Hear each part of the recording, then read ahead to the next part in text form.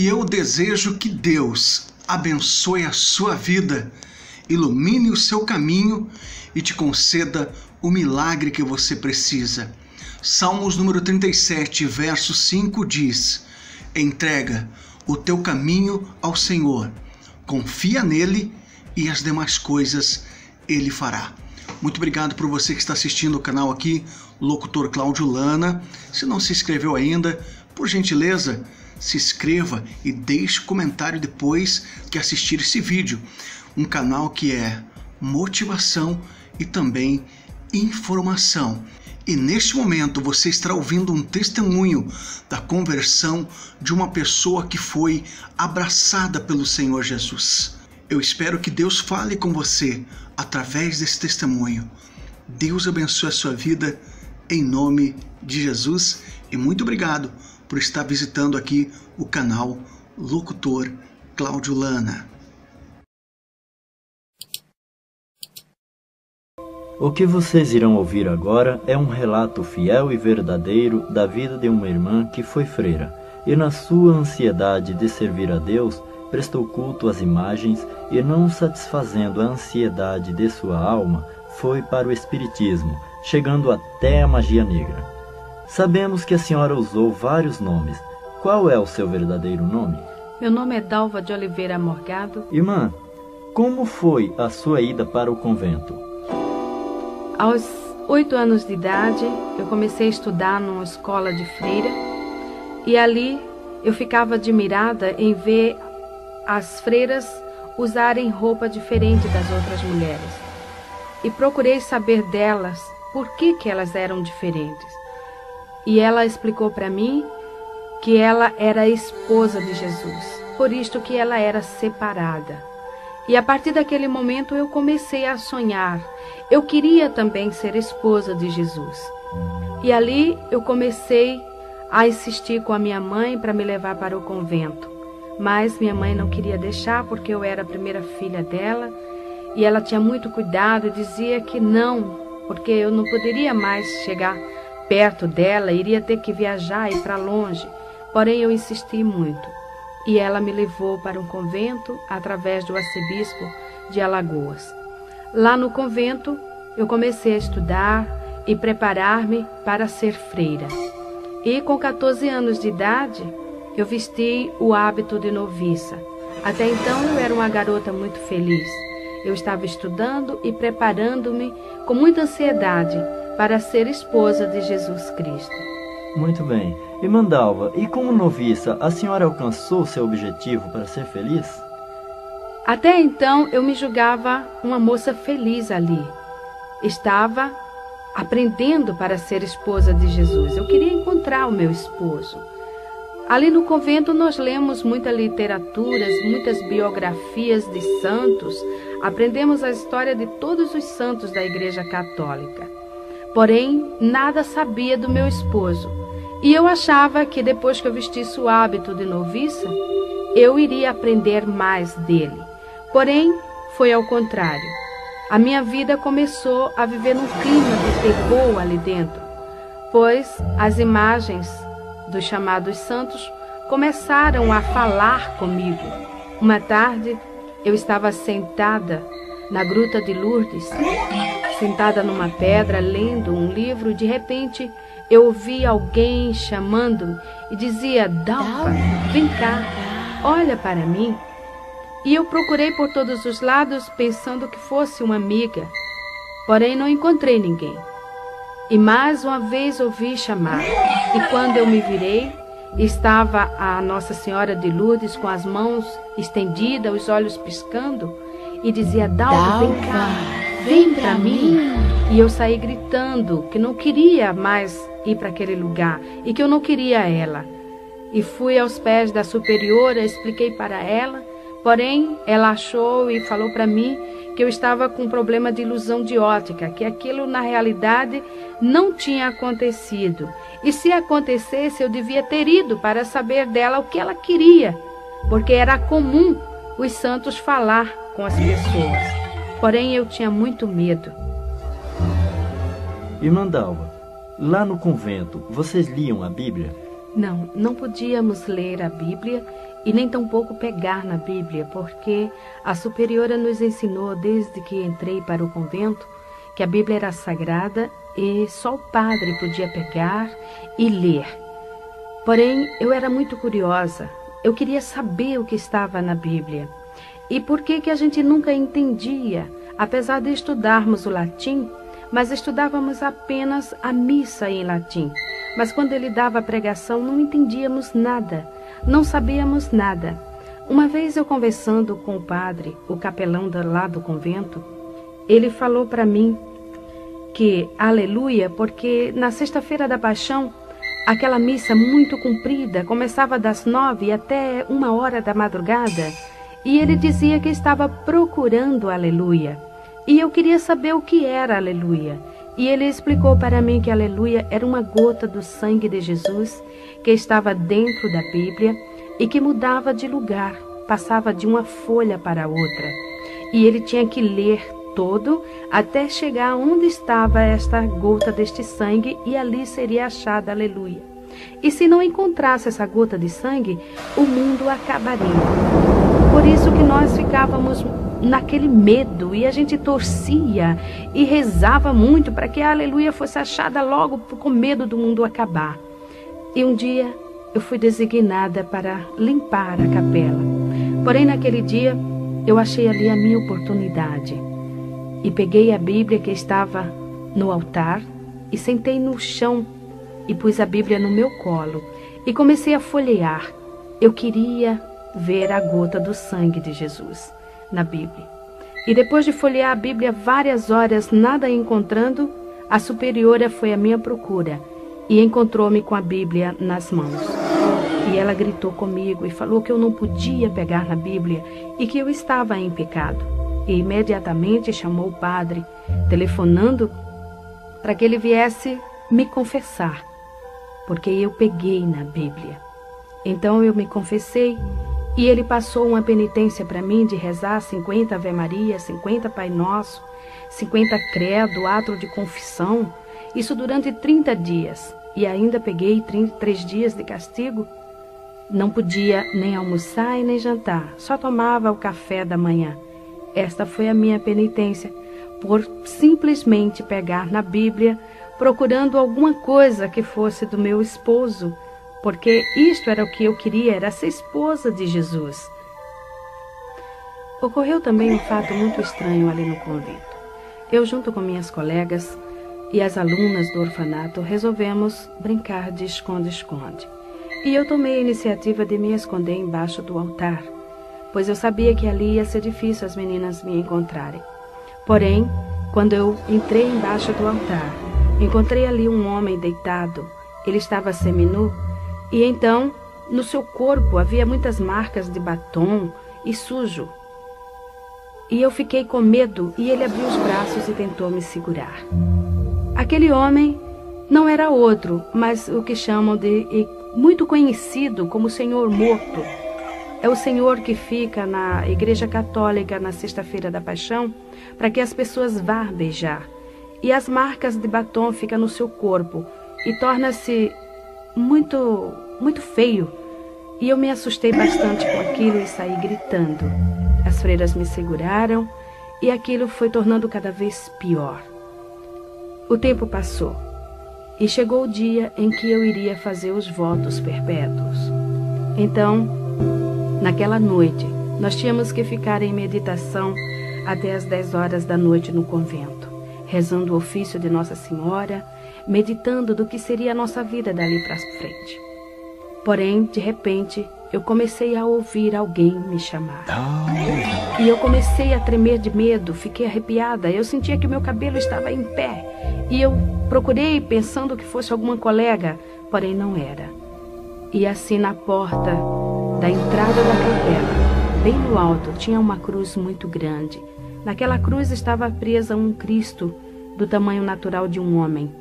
E quando eu olhei para aquele Cristo, ele que fica sempre com o rosto pendido para um lado, ele estava com a cabeça firme, com a cabeça em pé.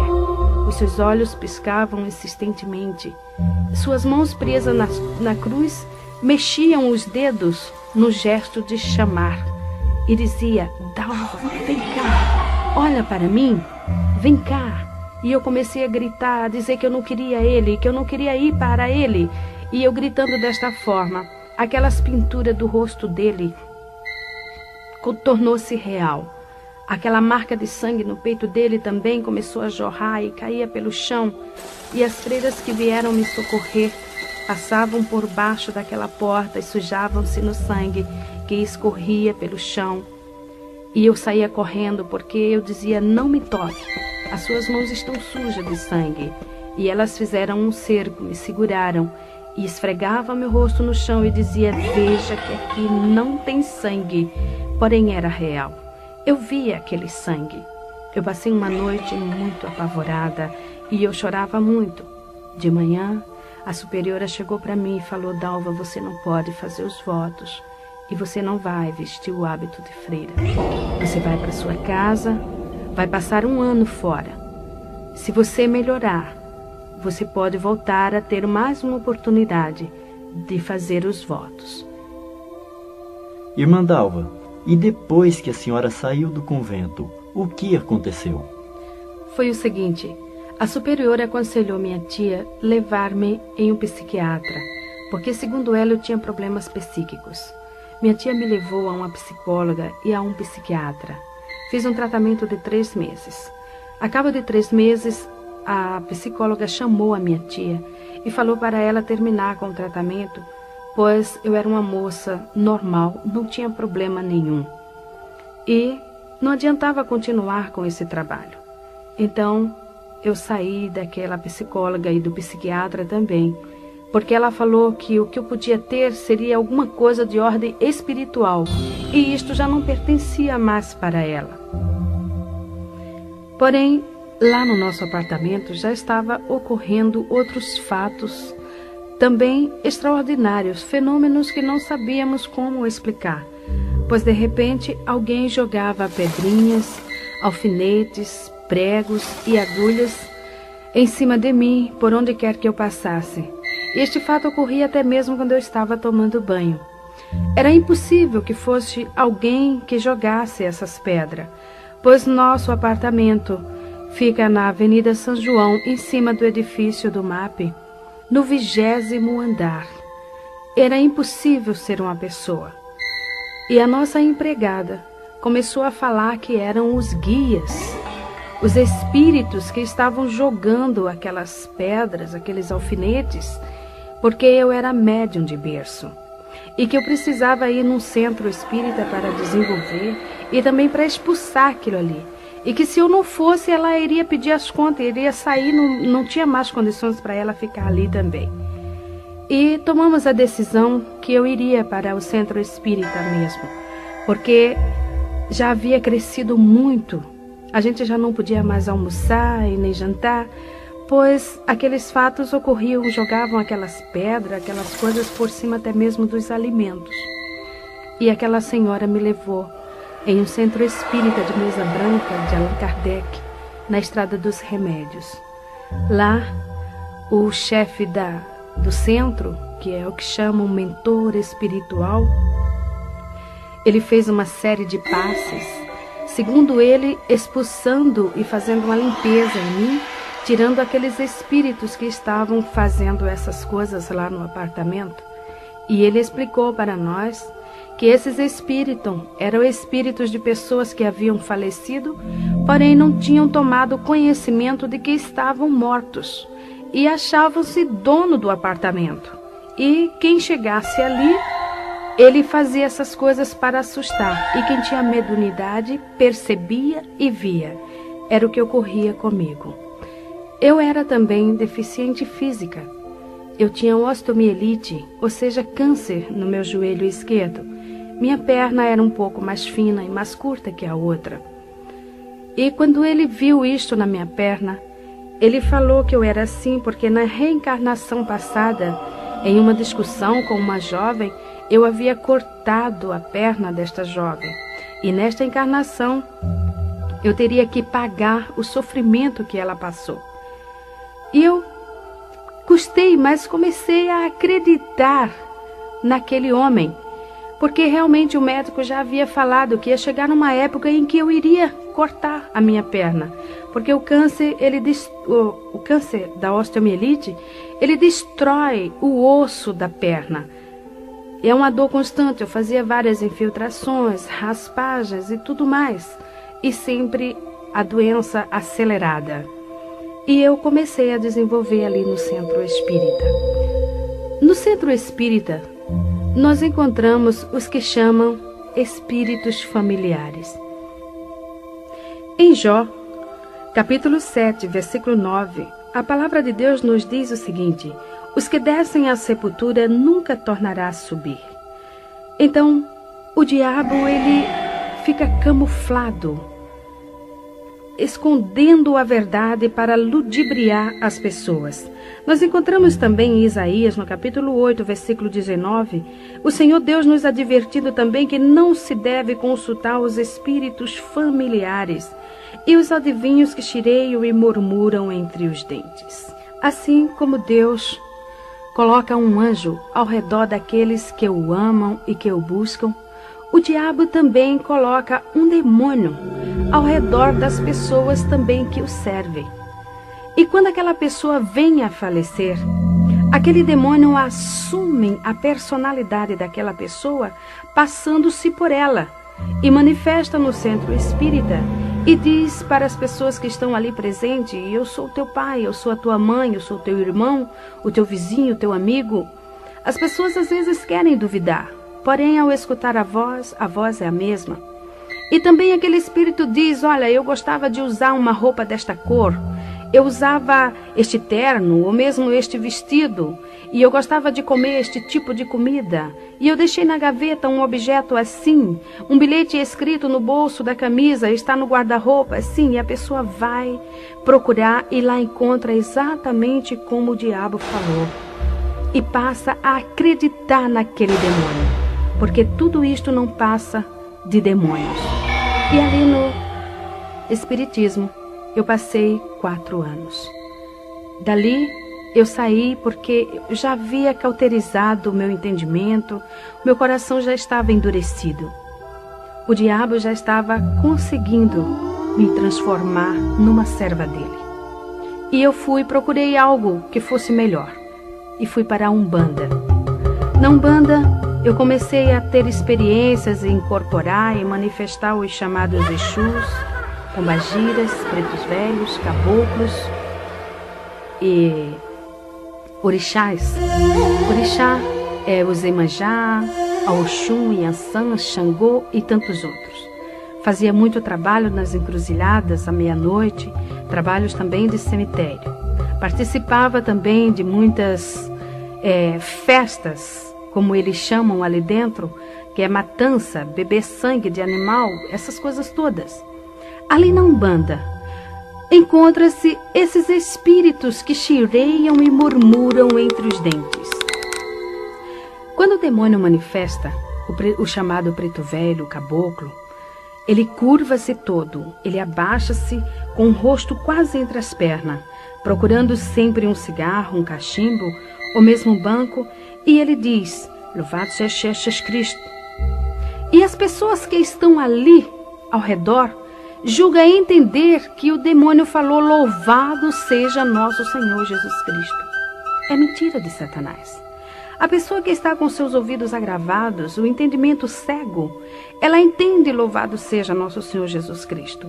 O diabo, ele não pronuncia o nome de Jesus porque ele estremece, simplesmente em pensar no nome do Senhor Jesus. Mas eu também estava cega, eu também estava ludibriada, meu coração já havia virado uma pedra. E depois de passar quase 5 anos na Umbanda, chegou um dia em que o chefe do terreiro chegou para mim e falou: Dalva, aqui não dá mais para você ficar, porque aqui ou eu ou você já está sabendo mais do que eu, você já recebe mais entidades do que eu, os trabalhos mais pesados já é você que faz, então procura algo mais forte, sai daqui. Irmã Dalva, segundo essa expressão do chefe do terreiro, o que significa essa palavra mais forte, um lugar mais forte? É o seguinte, a Umbanda, tem uma grande diferença do candomblé. Na Umbanda eles julgam-se, os ubandistas julgam-se que eles fazem somente o bem, eles não fazem o mal, eles só procuram ajudar. E não tem essas matanças, não raspa a cabeça, não faz essas coisas. O diabo ali, ele é mais sutil, enganando as pessoas, com essa história de que os pretos velhos são os negros africanos, os caboclos são os índios que morrem, enganando assim as pessoas. Lembro-me bem quando eu estava na Umbanda uma vez, o preto velho manifestou e falou, quando o meu senhor batia em mim, ele me colocava em cima de uma pedra de gelo, até aquele gelo derreter, eu estava ali sentado naquela pedra e ficava todo congelado. Hoje eu sei que o diabo estava mentindo, porque naquela época não havia geladeira. O homem ainda não havia inventado geladeira. Como aquele homem podia estar em cima de uma pedra de gelo? Mas, quando estamos ali, somos cegos, não observamos essas coisas, totalmente cegos. Então, eu fui para o candomblé. O candomblé é mais forte do que a Umbanda, porque lá eles têm os chamados segredos de camarinha, os fundamentos, como eles chamam, é uma religião. Agora ela é religião. Ele veio da África para o Brasil e assumiu um poder muito grande aqui no Brasil, onde existem muitos adeptos, inclusive muitas autoridades, muitas pessoas aí de grande cultura, pertencendo ao candomblé, achando que está fazendo uma grande coisa. A diferença é essa, que o candomblé ele é mais forte. O diabo ali ele já está mais assim, vamos dizer, aberto. Ele já se mostra mais com maior poder. Ele mostra a força que ele tem e o domínio que ele assume nas pessoas.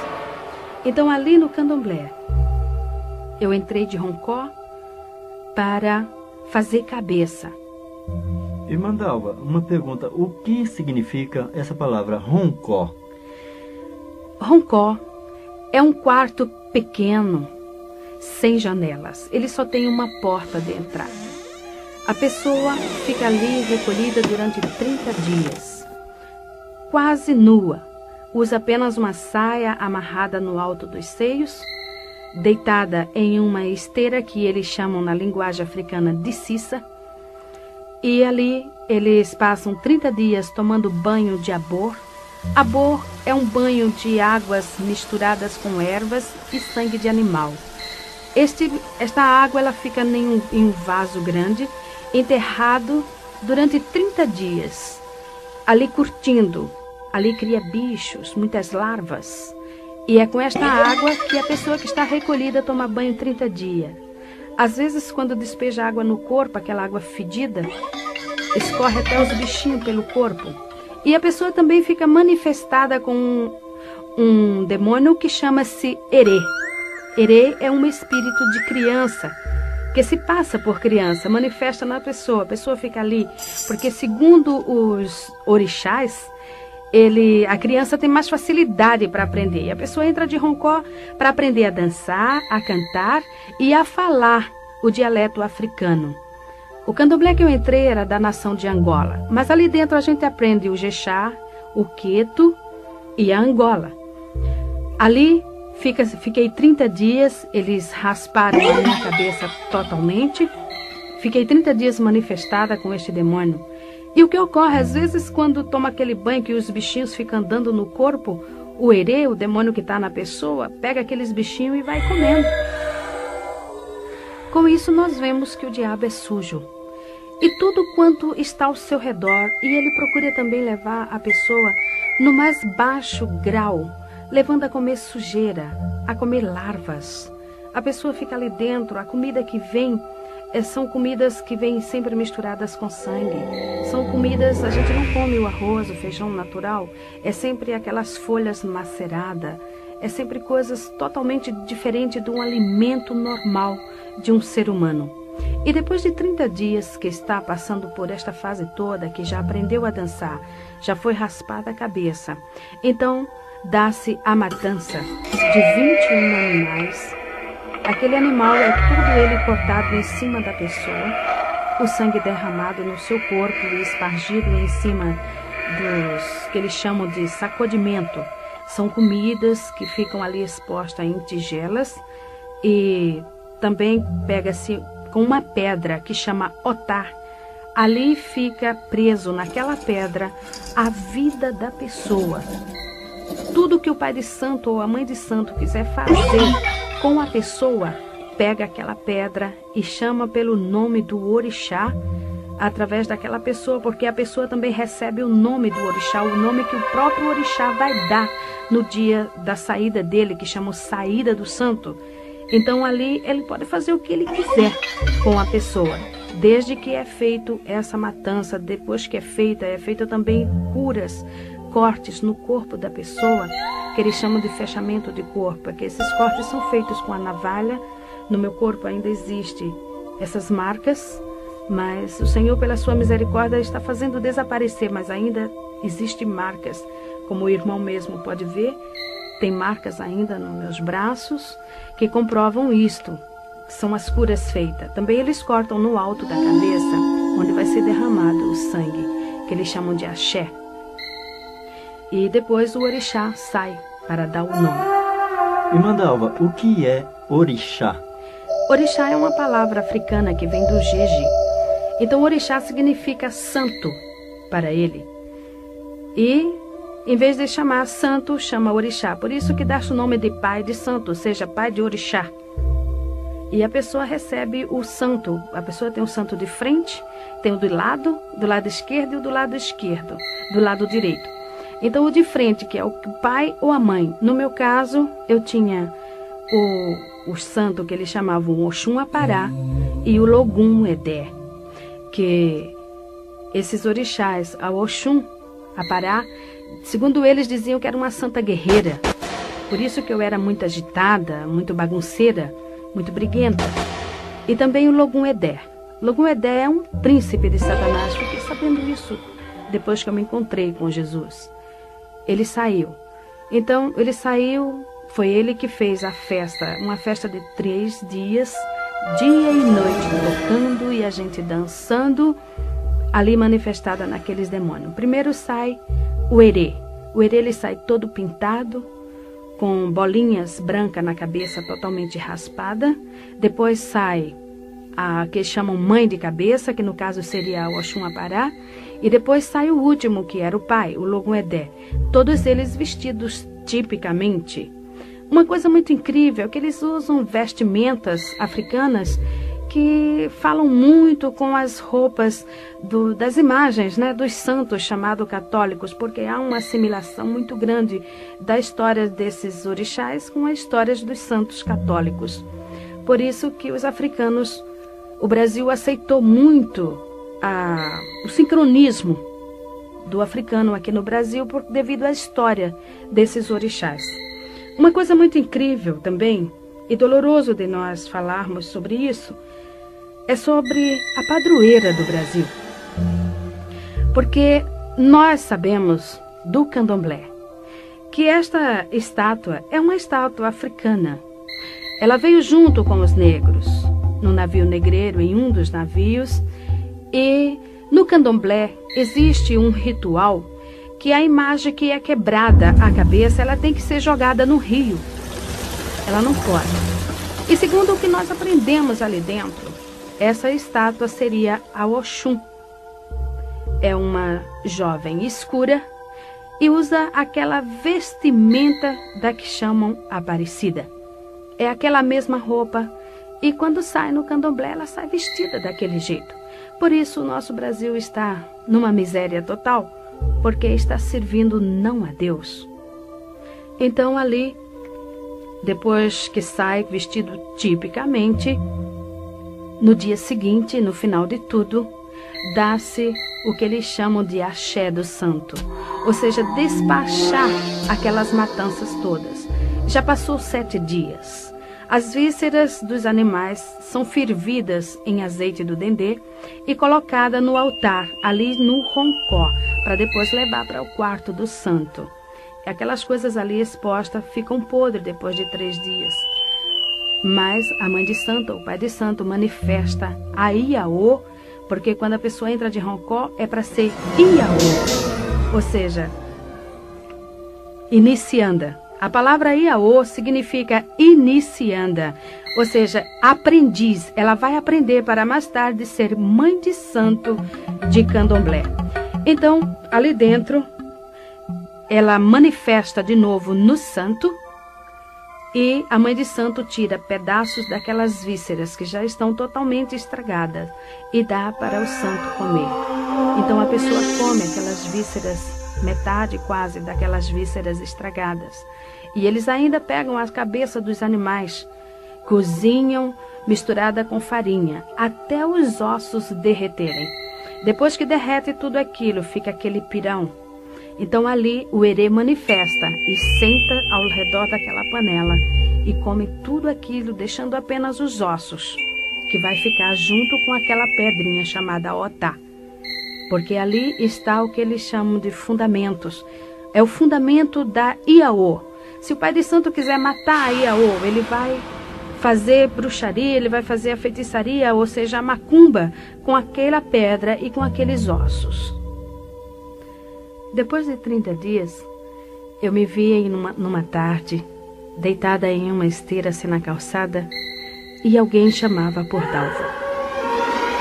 E eu demorei bastante para descobrir que a Dalva era eu. E quando eu respondi, eu levei uma varada nas minhas costas, que ardeu e doeu bastante. E alguém me chamou mais uma vez, Dalva. E quando eu respondi, senhora, levei outra varada, e assim foram a terceira e a quarta e a quinta vez. E eu me levantei e perguntei, por que a senhora me bate? O meu nome é Dalva. Ela falou, não, você não é mais a Dalva. A partir de hoje a Dalva morreu, ela não existe mais. O seu nome agora é Itameuá. Este é o seu nome, ou seja, é a sua Digina. Digina, na linguagem Jexá, significa nome. E ela falou também para mim que eu não podia responder a ninguém por Dalva. Se alguém chamasse Dalva, eu não respondesse, porque se respondesse, o santo ia virar aonde eu estivesse. E para mim era difícil me lembrar, muitas das vezes, daquele nome. E quando alguém chamava por Dalva, alguém que não sabia que eu tinha recebido este nome de Itameuá, me chamava por Dalva, eu costumava responder. O santo realmente manifestava e me levava, às vezes, distâncias muito prolongadas até a mãe de santo, onde ela estava, e lá ele batia com a palmatória na minha mão até inchar, para que eu me lembrasse que o meu nome era Itameuá. Uma vez eu estava em um restaurante de luxo em Recife, num hotel 5 estrelas, pois naquela época eu era muito rica. Eu era uma das maiores fazendeiras do estado de Alagoas. Nós tínhamos uma grande pocilga, ou seja, uma criação de porcos muito grande, no município de Alagoas chamado Arapiraca. E ali, naquele hotel, nós estávamos jantando. Era uma tarde, nós havíamos participado de uma exposição de animais. Os nossos animais tinham sido premiados com medalhas de ouro e nós estávamos ali comemorando. Então, de repente, alguém chamou Dalva para que eu olhasse que iria bater uma fotografia. E quando eu me virei respondendo, o herê manifestou em mim e começou a virar as mesas. Começou a jogar macarrão, carne, doce em cima das pessoas. E no outro dia estava o meu nome estampado nas colunas sociais, como a maior fazendeira fez escândalo no hotel de luxo. O diabo, ele não estava tão somente satisfeito em me aprisionar. Eu já não tinha mais coração. Era uma pedra, eu não tinha sentimentos. Fazia anos que eu não sabia o que era derramar uma lágrima. Para que os irmãos tenham uma ideia, em uma discussão com meu esposo, lá na fazenda, eu estava nessa época tirando uma Iaô de roncó. Então, E essa Iaô, o santo dela era Obaluaê. E segundo o que nós aprendíamos, e havia aprendido, Obaluaê era o dono dos porcos. E nessa briga que eu tive com meu marido, porque eu tinha separado para mim alguns porcos, para matança de animais lá do candomblé e para vender também. Era a minha parte, era a minha cota. Eu não queria que ele pegasse ali. Então, nessa discussão, porque ele havia pego os animais e vendido sem me consultar. E eu falei com bastante ira, eu disse, agora eu estou indo para o candomblé. Eu vou tirar uma Iaô de Obaluaê. E se realmente Obaluaê é o dono dos porcos, eu quero que ele tome conta desses porcos todos, de tudo quanto aqui tenha, e me dê conta. Eu quero que ele preste conta para mim de tudo.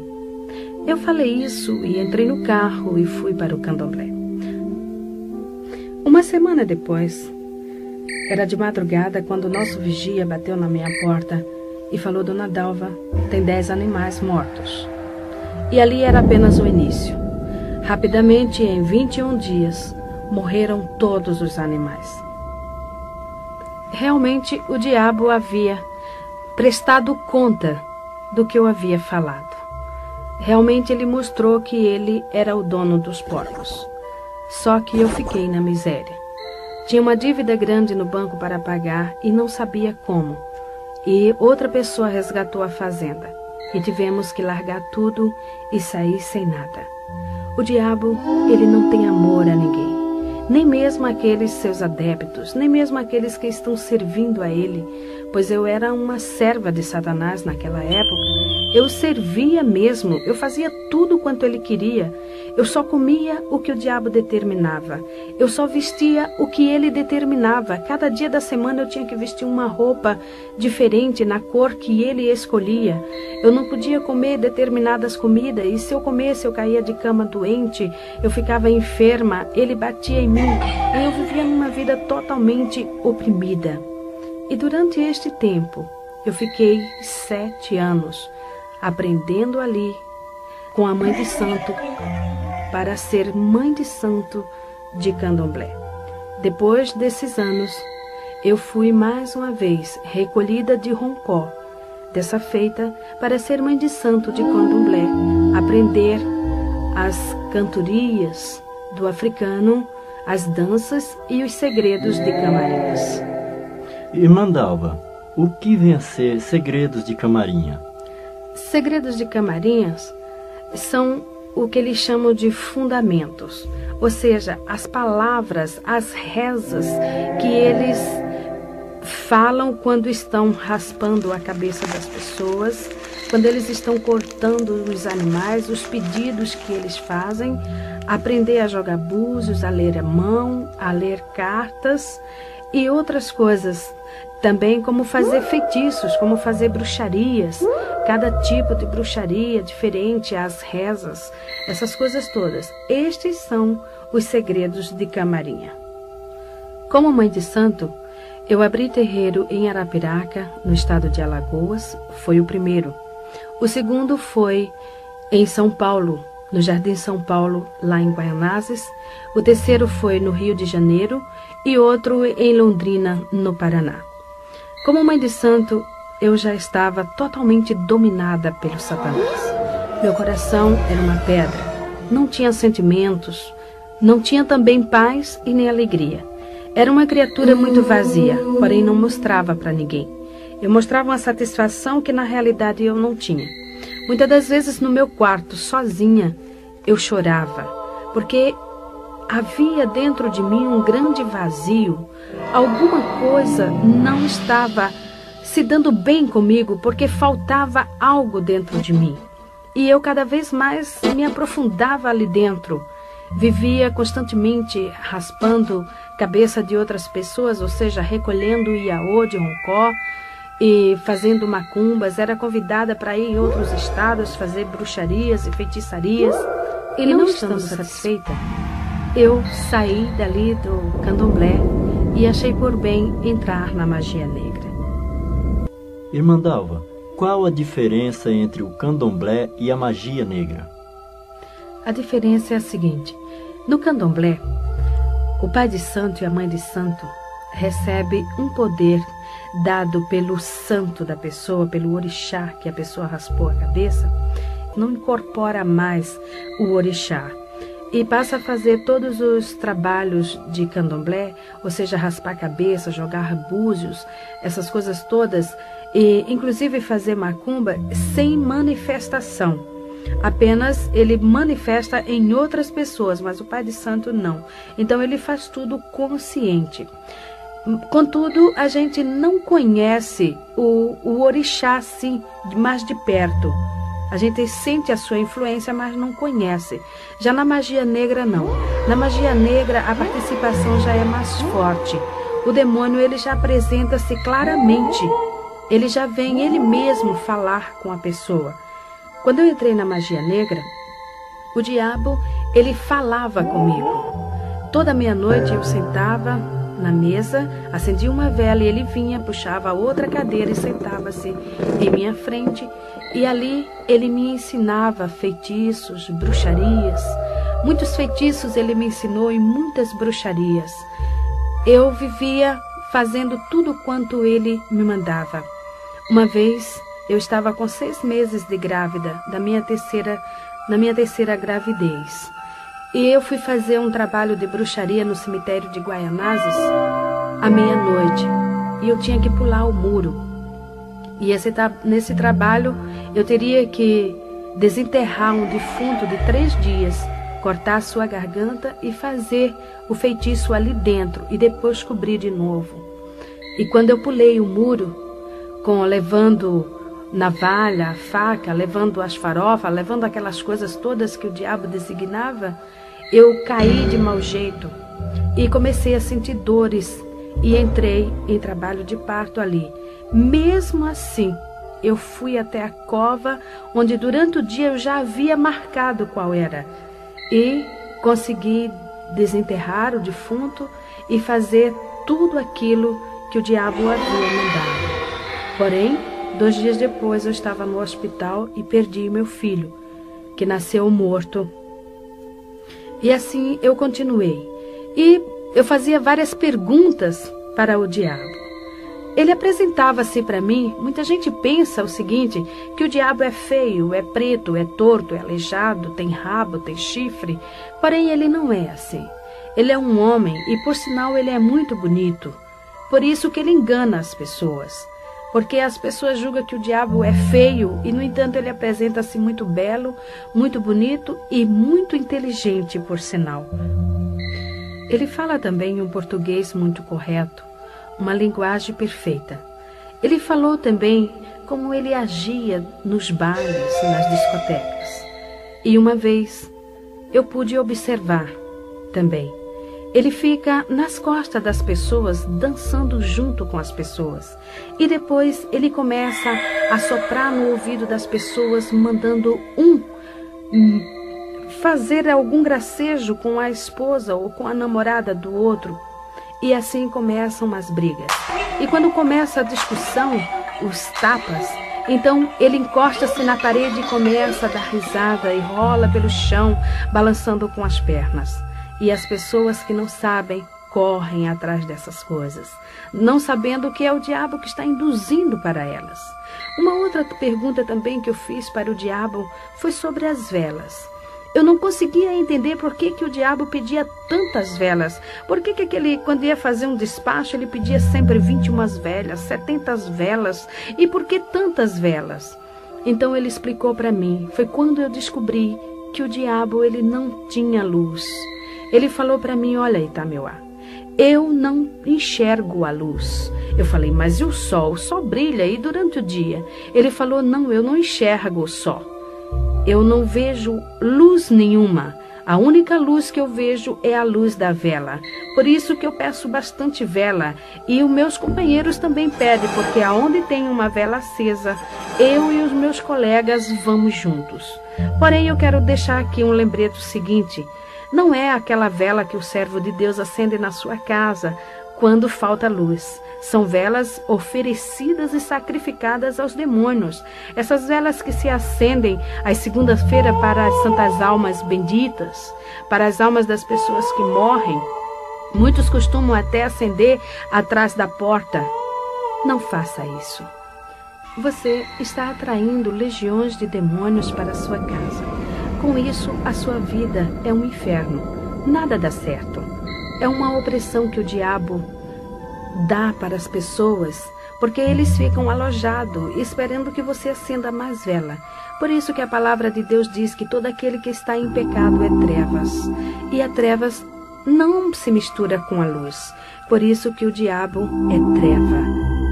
Você precisa também buscar a luz, porque Jesus falou: vós sois a luz do mundo.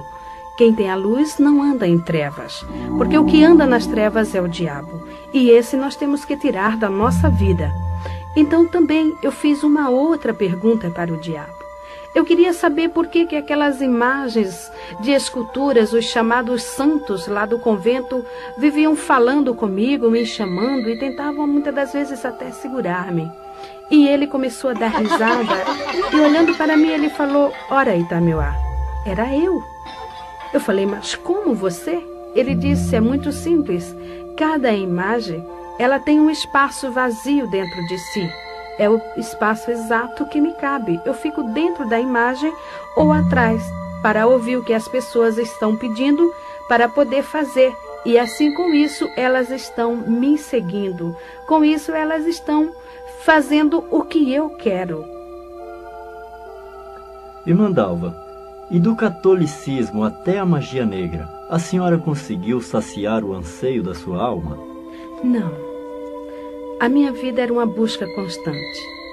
Fui para todos esses lugares, procurando encontrar-me, procurando preencher este anseio da minha alma, porque eu sentia dentro de mim um vazio muito grande. Eu não tinha paz. No dia que eu não tinha com quem brigar, eu brigava comigo mesmo. Muitas das vezes eu entrava no meu quarto tão irada e eu puxava os meus cabelos até sentir que o couro da minha cabeça soltava-se de tanta raiva que eu sentia de mim mesmo. Eu não tinha paz, eu não tinha sossego. Faltava alguma coisa e por isso eu me aprofundava mais e mais e mais ali dentro, porque eu aprendi e sempre falavam para mim que todos os caminhos levavam a Deus. E eu queria saber qual era o caminho que eu estava levando. Mas esse caminho eu não encontrei. A minha outra parte eu não encontrava de jeito algum. Irmã Dalva, como foi que a senhora chegou a conhecer o Senhor Jesus? Bem, 3 anos antes que eu me encontrasse com Jesus, eu estava numa madrugada fria, nevoenta, acendendo uma vela para um demônio chamado Tempo Zará, bem no portão do candomblé. E quando passou um senhor, um homem alto, escuro, e ele foi até a esquina. Quando ele chegou na esquina, ele voltou e parou bem no meu portão. Eu me levantei e antes que eu falasse com ele qualquer palavra, ele estirou a mão para mim e com o dedo em riste ele falou para mim: a mão de Deus está na tua cabeça. Eu levei um susto, porém me refiz rapidamente e eu comecei a dar risada. Eu falei: como, moço? O senhor falar que a mão de Deus está na minha cabeça? Moço, Deus não olha para mim, Deus não lembra de mim, Ele não sabe nem que eu existo. O senhor sabe ler por acaso? Então leia esta placa. O senhor sabe o que está escrito aqui? Está escrito Abassá de Ilê de Oxum. Isso aqui é um candomblé, meu senhor. Eu sou feiticeira, eu sou bruxa, Deus não olha para mim. Ele falou: a senhora está enganada. Quando eu cheguei na esquina, Deus falou no meu coração e falou: volta e fala para aquela mulher tudo quanto eu te mandar. E ele está dizendo que vai tirar a senhora daí, porque ele tem um grande plano na sua vida. Então eu comecei a dar risadas e eu gargalhava mesmo. Eu falei: agora estou vendo que o senhor está bêbado. Deus me tirar daqui? Meu senhor, uma hora dessa, o senhor falando besteira na minha porta. Como que Deus vai me tirar daqui, meu senhor? Deus não vai me tirar daqui nunca. Ele disse: quando isto acontecer, você vai se lembrar das minhas palavras. E baixou a cabeça e foi embora. Nunca mais eu encontrei com aquele homem. Porém sei que aquele homem era um servo de Deus. E o recado dele eu esqueci no meu coração. Passou o tempo. Eu fui morar no Rio de Janeiro, em Nova Iguaçu. Ali abri candomblé. E depois de 3 anos eu tive uma 4ª gravidez. Depois de fazer bruxarias, com as noites que eu não dormia direito, a minha gravidez era doentia, problemática. Eu ia fazer a 4ª cesárea. Minha filha nasceu antes de completar o 7º mês. Era pequenininha. Teve toda sorte de enfermidade. Nasceu com os rins paralisados e internada no Hospital da Polícia Militar, no Rio de Janeiro. Ela ficou 4 meses. Depois, o médico pediatra me chamou e falou para mim parar com todas as minhas atividades e cuidar somente da minha filha, porque ela requeria um cuidado todo especial, e esse cuidado só a mãe poderia dar. E eu levei minha filha e aquele médico me fez assinar um termo de responsabilidade. Ele falou para mim: Dona Dalva, eu estou entregando a senhora a uma criança viva. Esta criança, ela pesa apenas 800 gramas, mas está viva. E eu quero que a Alice cresça. Toda semana a senhora vai me trazê-la aqui. Pare tudo e cuide só da sua filha. Quando cheguei em casa, eu falei: vou fechar o candomblé por 1 ano para cuidar da minha filha. E assim fiz. Fui até Tinguá, no Rio de Janeiro. Era lá que eu tinha o terreiro. E fechei o candomblé, mandei que os filhos de santo e as pessoas fossem para um outro lugar, me aguardando até o fim do ano. Porém, quando eu cheguei em casa, o diabo apresentou-se para mim e falou: Itameuá, você não pode fechar o candomblé. Eu falei: claro que eu posso, eu preciso cuidar da minha filha. Ele disse: não, você não pode, você não se domina. Você não faz a sua vontade, porque eu mando em você, você é minha, você me pertence. Você já esqueceu o pacto que você fez comigo? Portanto, você não vai fechar o candomblé, porque eu preciso de você trabalhando. Eu falei: mas eu tenho que cuidar de minha filha. Ele falou: não importa, dê a sua filha para quem quiser cuidar, porém você vai abrir o candomblé. E eu voltei e abri o candomblé, porém eu precisava cuidar de minha filha. E insistindo, ele falou: Itameuá, você não serve mais para nada. Você não presta mais. Eu vou te matar. E passou a partir daquele instante a bater em mim de chicote. Ninguém via o chicote, porém o meu corpo começou a nascer vergalhões, bolhas de fogo, que abria-se, corria aquela água que fedia, e coçava, queimava, ardia. Eu não tinha sossego, eu não podia fazer nada, só me coçando. Fiquei igual uma leprosa. A minha carne fedia, não podia cuidar de minha filha e nem da minha casa. E mesmo sofrendo desta forma, eu era obrigada a bater candomblé todo fim de semana, a ir para os cemitérios, para as encruzilhadas, fazer bruxarias e feitiçarias, porque eu não podia parar, que o diabo não deixava. Foi aí então que o meu marido, o companheiro que eu tinha naquela época, nós havíamos casado no candomblé, ele lembrou-se que foi criado num lar cristão. Em Provérbios, capítulo 22, versículo 6, diz: educa o menino no caminho em que deve andar, porque mesmo quando envelhecer não se desviará dele. Ali estava um homem que foi criado no lar cristão. Aos 15 anos de idade, ele ainda estava aprendendo na escola dominical, mas havia desviado-se, enveredando-se por tantos caminhos, até o da bruxaria também. E ele lembrou-se de Jesus e foi reconciliar-se com o Senhor. Ali ele libertou-se também, encontrando-se com Jesus, e juntou-se ao círculo de oração e começou a jejuar e orar junto com as irmãs, para que Deus quebrasse as forças do diabo, para que Deus fechasse o candomblé, para que Deus tirasse todas aquelas pessoas, aqueles chamados filhos de santo, e as pessoas que iam ali para jogar búzios. E a oração do justo pode muito em seus efeitos. Depois de 15 dias, eu não entendia por que o meu marido não vinha para casa, mas ele estava 15 dias de jejum e oração para que Deus me tirasse das garras de Satanás. Então, de repente, os filhos de santo começaram a discutir, e eles viravam para mim, porque no candomblé, o filho de santo é obrigado a respeitar a mãe de santo tem que chamar de mãe, e quando vem para dar a bênção para ela, ele beija o chão onde ela pisa. Tamanha é a humilhação que o diabo exige da pessoa. E eles chegavam para mim e diziam: mãezinha, eu não vou ficar mais aqui. E pegava os assentamentos dele, a otá dele, os fundamentos, e iam levando. E de repente eu me vi sozinha ali dentro. E fechei o candomblé e fui para minha casa. E mais uma semana de oração, para que Deus quebrasse as forças do diabo que estava no meu coração, para que eu pudesse ouvir a palavra de Deus. Pois o meu marido, ele pegava a Bíblia para ler para mim, porém ele não conseguia, porque mal ele começava a ler, eu caía num sono profundo, ou então o demônio manifestava e me deixava inconsciente 3, 4 dias. E assim, neste sofrimento, eu passei 3 meses, sofrendo desta forma. Porém, as orações, Deus começou a operar.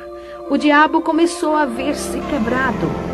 E chegou para mim numa noite e falou: Itameuá, fala para o Ari, te dar dinheiro e comprar tudo quanto for necessário e faz uma obrigação. Faz um bori, porque eu resolvi te perdoar. Irmã Dalva, o diabo perdoou mesmo a senhora? Não, foi um falso perdão. Segundo o diabo, ele chegou para mim e falou, depois que eu fiz a obrigação, ele disse que estava apenas me dando uma nova oportunidade. Só que com muita sutileza ele falou, ele disse: bem, eu preciso levar alguém no seu lugar. E eu vou levar a tua filha. Ela é de 7 meses. E tudo que é de 7 é meu. Eu vou levá-la. Eu falei para ele: a minha filha você não vai levar. Ele disse: vou. Eu vou levá-la. Eu faço o que eu quero de você. E o que você tem é meu. Eu falei: não a minha filha. Porém, a minha filha começou a defecar sangue. Ela tinha dias que amanhecia com 42 graus de febre. Eu corria para o pediatra e quando eu lá chegava, a garota estava totalmente restabelecida. O médico olhava para mim, ria e dizia: Dalva, a sua filha não tem nada. Alice está muito bem. Você que está precisando de um tratamento. Você está precisando de médico. Essas feridas vão lhe prejudicar. Pois eu ainda estava com muitas chagas no meu corpo devido às chicotadas do diabo. Quando chegava em casa, continuava toda a enfermidade. Em Êxodo, capítulo 20, versículo 5, o Senhor diz que visita a iniquidade dos pais nos filhos até a 3ª e a 4ª geração daqueles que o aborrecem. Enquanto o diabo estava batendo em mim, eu estava acomodada, eu aceitava as suas chicotadas, eu não tinha força para lutar com ele, pois eu tinha consciência do que eu havia feito. Eu era uma pessoa realmente dependente do diabo. E eu aceitava tudo o que ele fazia porque eu tinha medo, eu temia. E eu sabia mesmo que ele iria me matar. Porém, eu estava confiando que ele fosse realmente me dar esta oportunidade. Porém, quando ele falou que ia tocar na minha filha, e eu vi que a minha filha realmente estava padecendo, eu comecei a lutar. E eu falava para ele: você não vai levar minha filha, você não vai matá-la. Ele dizia: vou, Itameuá, eu faço o que eu quero. Eu falei: não na minha filha. O Ari, quando saía para o quartel, ele deixava escrito o endereço da igreja em cima da geladeira. E ele falava para mim: Dalva, eu sei que o diabo vai fazer alguma coisa em uma hora em que eu não estiver em casa. E você vá para a igreja, porque só Jesus é quem vai salvar você e a nossa filha. E eu não dava muita importância. Porém, eu já ouvia a palavra de Deus.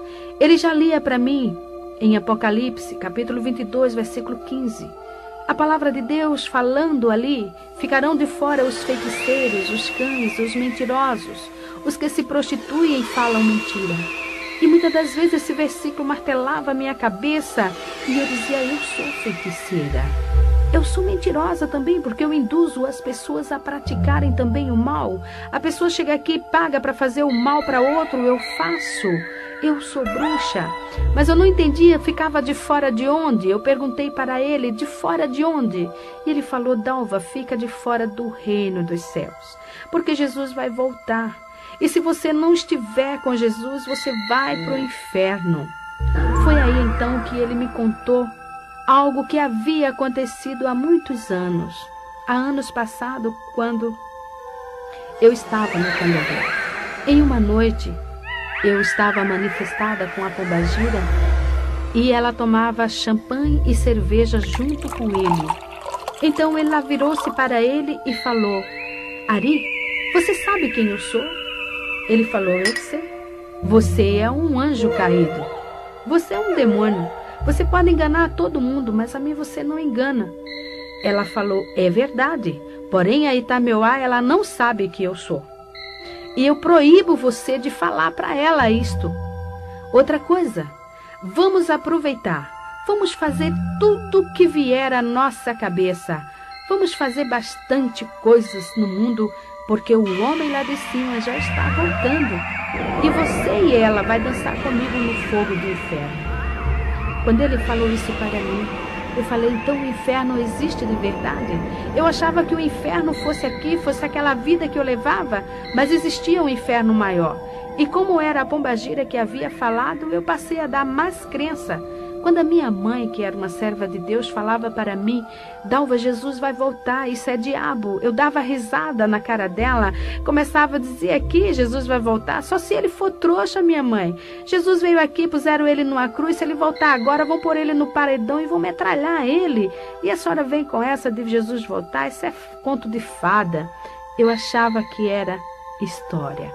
Porém, ali estava um demônio chamado Pombagira, afirmando que o homem, o filho do homem, estava voltando. E eu iria ficar de fora. E foi assim que naquela noite eu estava com a minha filha sentada no tapete, encostada às minhas pernas. Eu estava ouvindo um disco que, por sinal, de macumba. Quando de repente a minha filha deu um grito e caiu de costas. E quando eu olhei para minha filha, ali o Senhor Deus abriu meus olhos. E eu vi aquele demônio que eu achava tão lindo, tão belo, que eu amava, que eu adorava. Ele estava agarrado ao pescoço da minha filha e as unhas dele eram tão grandes, entravam no pescoço da minha filha, como sugando a vidinha dela. Ela apenas estremecia sem poder respirar ou gritar. E eu peguei minha filha no colo e eu falei para ele, agora eu sei que você é diabo. Ele começou a dar risada. Eu falei, só que você não vai matar a minha filha, porque eu vou levá-la para a igreja. Ele disse, se você for, eu vou matar você na porta da igreja. Eu falei, a mim você mata, mas a minha filha você não vai matar. E saí correndo, peguei o endereço lá em cima da geladeira, pus a minha filha no colo. Havia em casa minha irmã, uma jovem de 15 anos, paralítica, pois ela não tinha os ossos dos pés.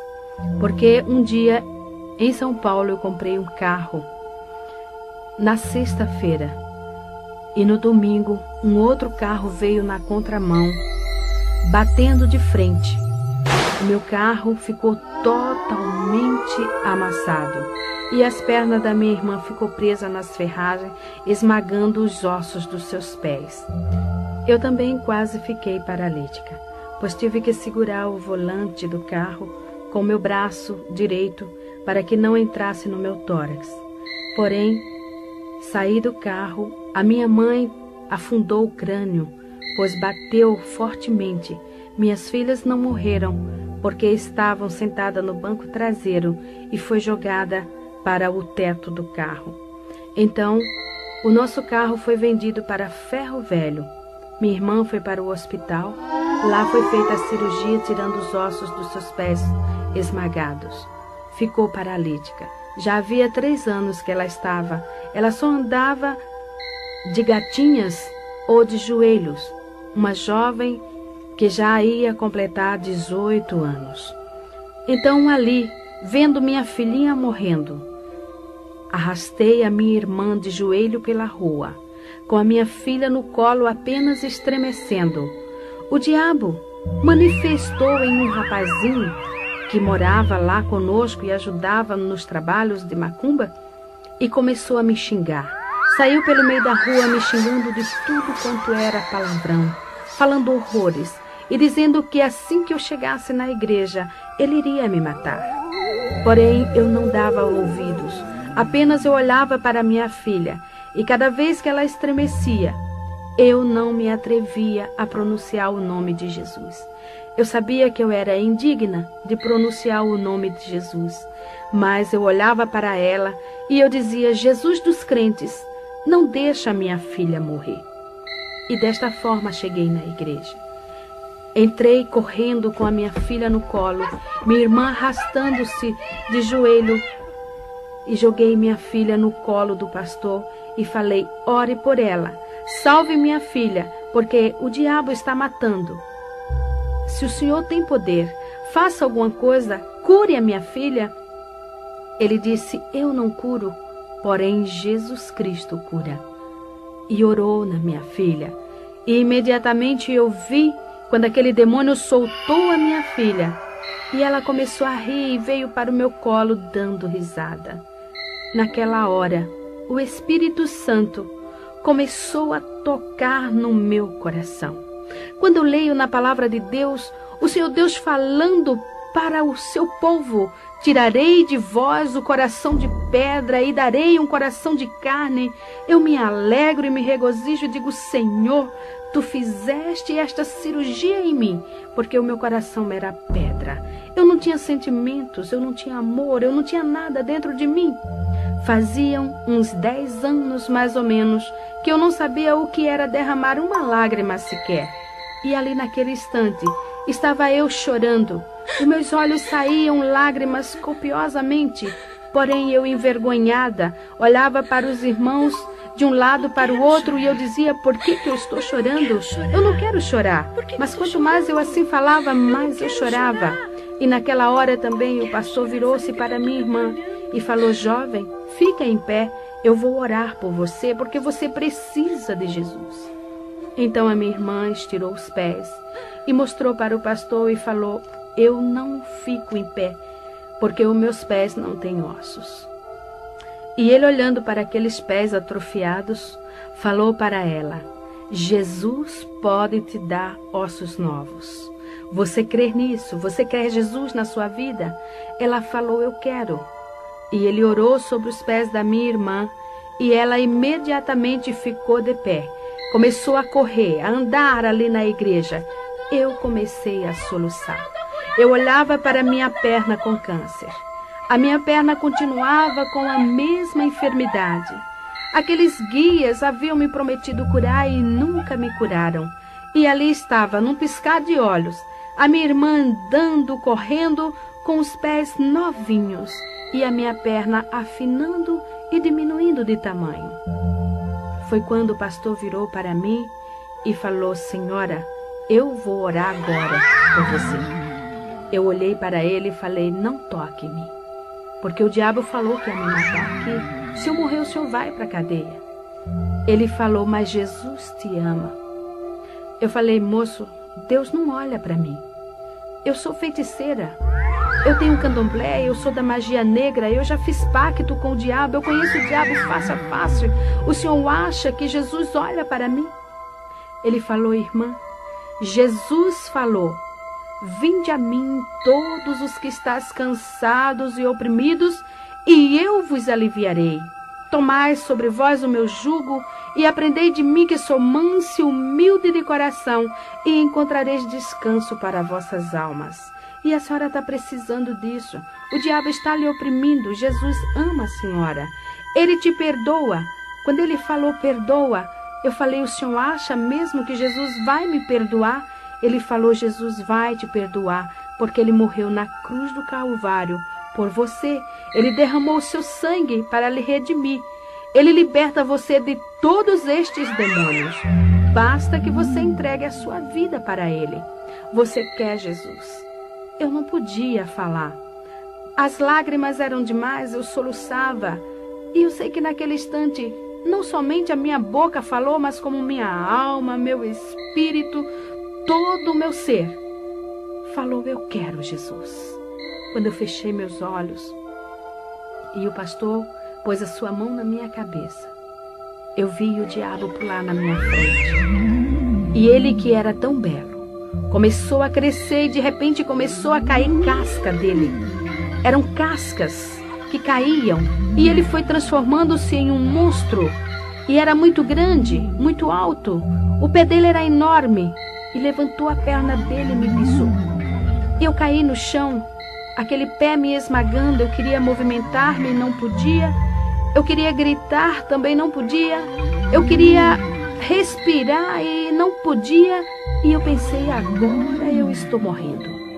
Mas ao longe eu ouvia a voz do pastor que dizia: demônio, em nome de Jesus, sai!